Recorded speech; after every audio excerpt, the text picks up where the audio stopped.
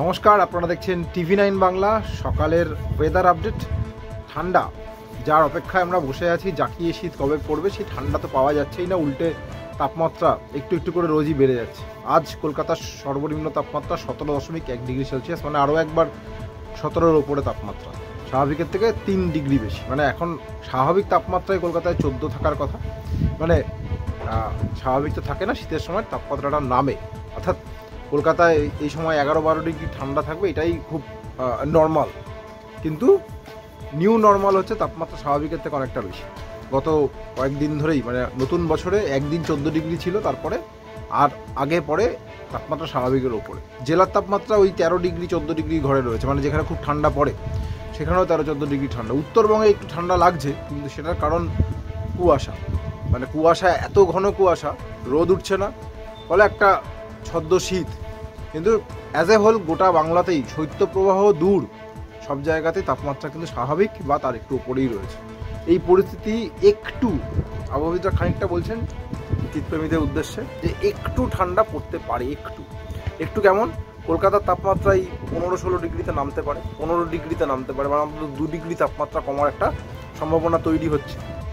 জেলাতে যে তাপমাত্রাটা এখন 13-14 ডিগ্রিতে পৌঁছে গেছে, এই বাঁকুড়া, পুরুলিয়া, বীরভূম, সেখানে আবার তাপমাত্রাটা 10-11 ডিগ্রিতে নামতে পারে।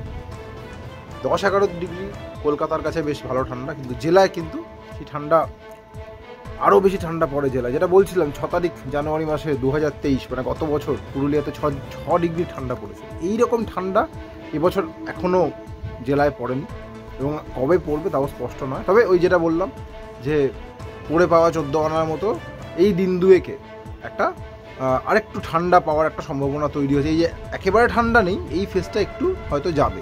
কলকাতার তাপমাত্রা 15 ডিগ্রিতে নামতে পারে, জেলার তাপমাত্রা 10-11 ডিগ্রিতে আবার নেমে যেতে পারে। কিন্তু জাকিয়ে শীত, সেটা কি এই ফেজে পাওয়া যাবে? তার সম্ভাবনা খুব যে রয়েছে এমন নয়। তার কারণ ওই যে আবার পশ্চিমী ঝঞ্ঝা আসছে, আরও একটা পশ্চিমী ঝঞ্ঝা উত্তর পশ্চিম ভারতে ঢুকতে শুরু করেছে। তার প্রভাবে কাল দিল্লি সহ উত্তর ভারতে বৃষ্টি হতে পারে। এবার দিল্লি সহ উত্তর ভারতে বৃষ্টি হওয়ার মানে সেখানে প্রচুর পরিমাণে জলীয় বাষ্প ঢুকছে। এবার এই জলীয় বাষ্প যদি ঢুকে পড়ে, তাহলে শুকনো বাতাস, তার যে ট্রান্সপোর্টেশন, স্বাভাবিকভাবেই যোগান কম, আমরাও পাবো কম।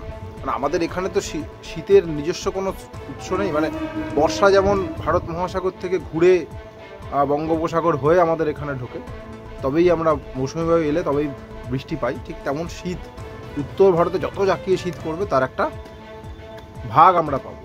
উত্তর ভারতের পরিস্থিতি কিন্তু এবছর যদি আপনারা দেখেন, যারা উত্তর ভারত নিয়ে একটু খোঁজখবর রাখেন বা উত্তর ভারতের পরিচিতরা কেউ থাকে, জিজ্ঞাসা করে দেখবেন, উত্তর ভারতেও এবার ঠান্ডা অনেক কম।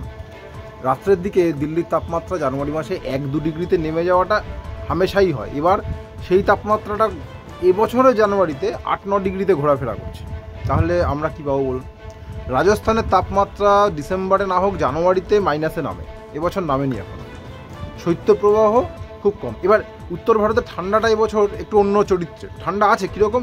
রাতে না, দিনে রোদ উঠছে না, এত কুয়াশা, মেঘলা হয়ে থাকছে, হাওয়া বইছে, ফলে দিনের বেলার তাপমাত্রাটা স্বাভাবিকের তো অনেক নিচে থাকছে। মানে দিনে কনকনে, কিন্তু রাত্রেবেলা যে কনকনে ঠান্ডাটা থাকে সেটা নেই। তাপমাত্রাটা, রাতের তাপমাত্রাটা অনেক উপরে। এইটা একটা চরিত্র। এই চরিত্রটা আবহাওয়াবিদরা দেখছেন যে রাতের তাপমাত্রাটা বাড়ছে।